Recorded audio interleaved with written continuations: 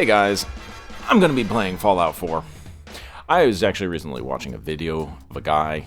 He played Fallout 4, and he was talking about all these settings and difficulty and challenges and stuff, and I'm watching it and thinking, that sounds about how I normally play it. And then I was like, I really should beat Fallout 4. Like, I want to beat Fallout 4. I've never actually beaten it. I know how it ends. It's not exactly a mystery or anything. Actually, the parts that are still a mystery for me are the content out on Far Harbor and that kind of stuff. I haven't really done that. But I have done a lot of Fallout 4. Just never 100% completed all the stuff that's out there to do.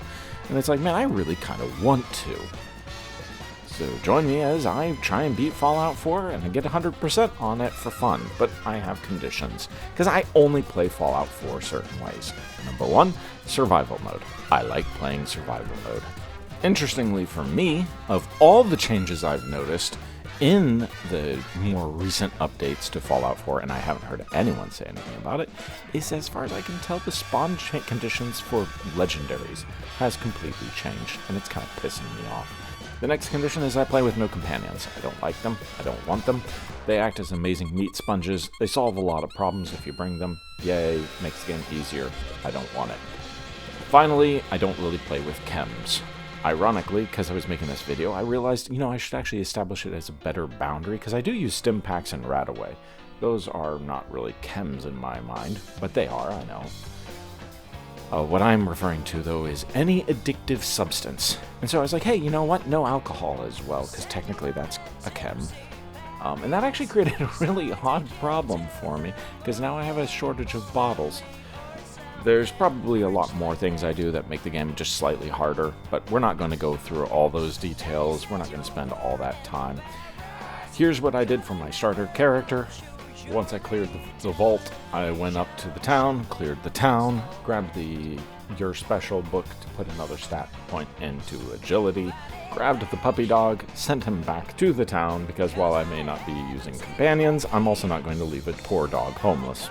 Then I went to go see Trashcan Carla, bought some crystals, went back to town, killed some raiders on the way, and built myself my first recruitment beacon. I spent a bit of time cleaning up the town, left the town, and promptly died. I immediately go back and try and clear it out again, and die again. Eventually, I will use my snub nose to clear those enemies. I didn't want to because its ammunition is expensive, but it is a fast, clean, safe way, and at the beginning of the game, you are extremely vulnerable.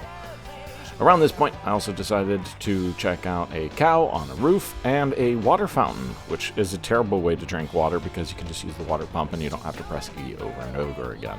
I then press on and get to the satellite station Olivia, clear it out after a failed attempt or two, because I was trying to just be slightly more aggressive and was curious if it actually worked. It doesn't. After establishing a stronger set of settlements, 3, I then proceed to actually upgrading a basic weapon into a functional light rifle for engaging at close quarters. In the process of upgrading this, I cleared out the Wicked shipping area. It has a lot of great crafting supplies, so it's a great early spot to hit for gear. Once I have my bare basic supplies established, I figure out what I need to build next. Basically a decontamination arch and some extra gear, guns, etc. Then I proceed into Concord, clear out Concord to grab the Perception bobblehead. I am not touching Preston. He can just stay there. I then turn around and use a lot of the supplies I gathered to build a machine gun turret at the Red Rocket truck stop, because having a machine gun turret on the roof of that building is fantastic to protect your early area. Clearing out Concord for the empty bottles is a huge priority, as it gives you lots of dirty water, which will help you make vegetable soup. I spent a few minutes decorating, mostly to get the stupid bobblehead out of my inventory. I then proceed to the Drumlin Driner, say bye to Wolfgang, and proceed to die. I attempted it a second time and also die, eventually just giving up and shooting him from a distance. It's the easiest way.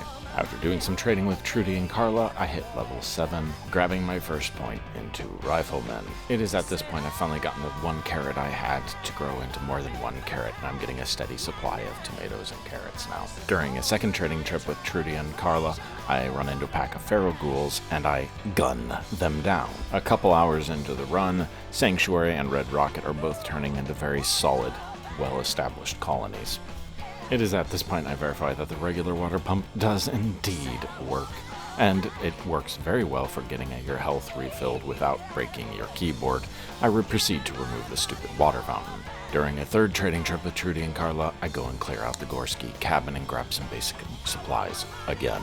I then proceed to clear out the mole rat den and notice that my rat count is getting very high. I clear out the northwest quadrant of the map completely and have a slight accident forgetting to use a bedroll.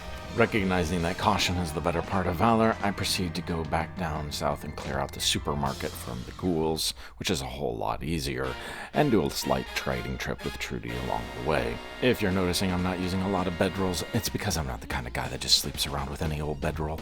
I have my standards.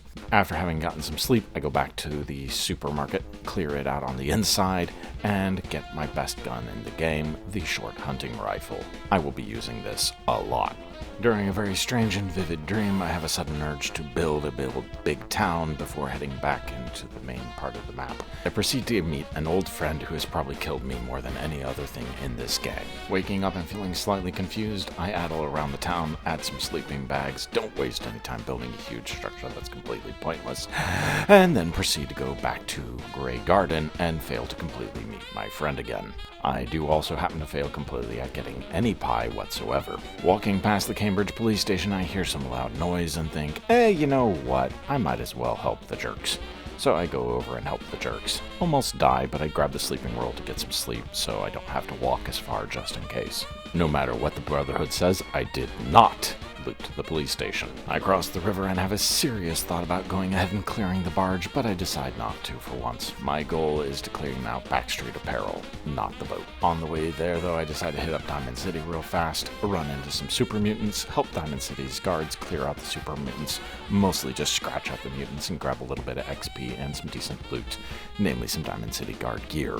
Upon reaching Diamond City, I'm quickly reminded as to why I don't like going to Diamond City.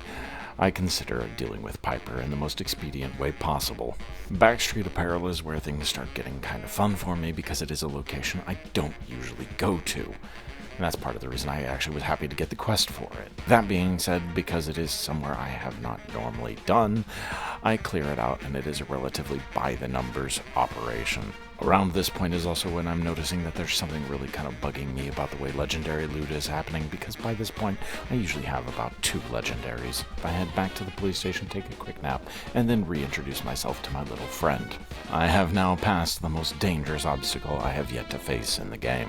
Once I return from that expedition, I have noticed that my colonies are all roughly in that 5 to 4 population range, and I'm starting to actually notice the small trickle of scavenged supplies become slightly less insignificant. I then to take a quick run at trying to clear out Corvega and die again. But it is at this point I'm starting to realize something that bugs me. I enjoy that difficult grind to build civilization that you get right there at the beginning of the game. Scavenging for supplies to build better settlements to get better supplies.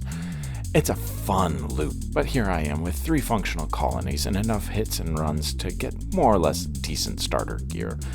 And I realize I'm already getting bored again. But this is where YouTube comes in, because this is actually part of the reason I upload these things. Guys, I really do actually want to 100% this game, and I don't want to stop here. So I need you guys to be my quest givers. Radiant quests suck. I love the environment, I love playing in the game, but I need objectives. And please don't just be like, oh hey, go actually do the Brotherhood questline. That's not what I'm talking about. I mean, hey, go steal a stupid spoon from some specific drawer in some specific location or something. I don't care. Get creative. Find funny, zany things for me to do, because honestly, my favorite part of this game is just wandering around and exploring all these new locations. But when I'm playing on survival, by the time I reach this point, I'm usually just kind of like, oh, okay. I've done the part that had fun for me, and yeah, I have played past this part of the game, but not typically. 90% of my gameplay is in this corner of the map, and while I have played large chunks of the game, and I have gotten basically to the end of the campaign, I don't really spend any time outside exploring and doing fun things. At this point, I usually just play the campaign, and I think that's actually the problem. So give me some stupid ideas of stupid things to do in the comments, guys. I really do appreciate it if you would. Thanks.